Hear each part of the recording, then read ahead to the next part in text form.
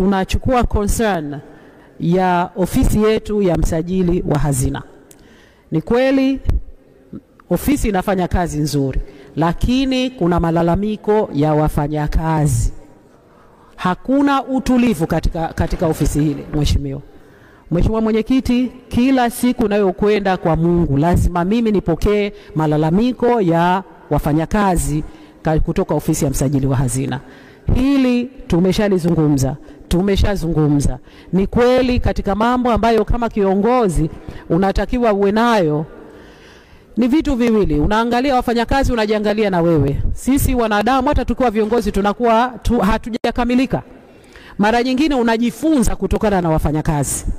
Mimi nakumbuka Mheshimiwa Mwenyekiti, wakati naanza kazi Wizara ya Fedha, mwalimu wangu aliyenipokea wakati huo, Allah mrahamu, ameshatangulia mbele ya haki, marehemu Balozi Hussein, aliniambia wakati unafanya kazi, wakati unaanza kazi, kwa sababu by then umetoka kusoma, umetoka Ulaya, una masters, fikira zako naona wewe ndio utaweza kuapply kile ambacho umekisoma pale ofisini.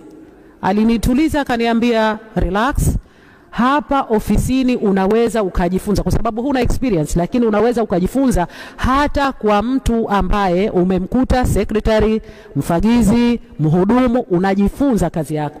Na hilo jambo nimelichukua mpaka leo, na mimi najifunza kutokana ninao wakuta. Kwa hiyo jambo hili si tu kwamba tunapoingia sisi katika uongozi kwamba sisi ambao tumeteuliwa tuko katika ofisi kwamba ndio tunajua zaidi. Kuna watu ambao tunawakuta wanafahamu zaidi kuliko sisi.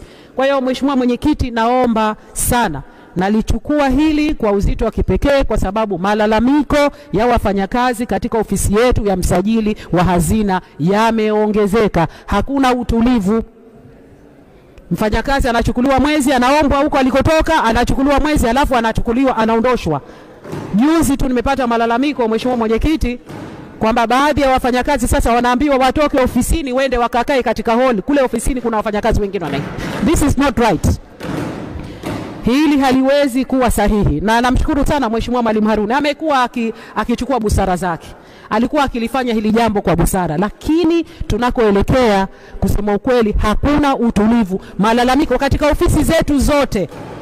Ofisi inayoongoza kwa malalamiko ya wafanyakazi ni ofisi ya msajili wa hazina. Kwa hiyo tutalishukua hili kwa uzito wa kipekee. Naomba Mheshimiwa Machano pamoja na waheshimiwa wote tumepokea hizi concerns, tutalifanyia kazi kwa uzito wa kipekee. Tunashukuru pongezi zote ambazo zilipelekwa kwa PBZ, ZIC na ZIRE. Tunashukuru, na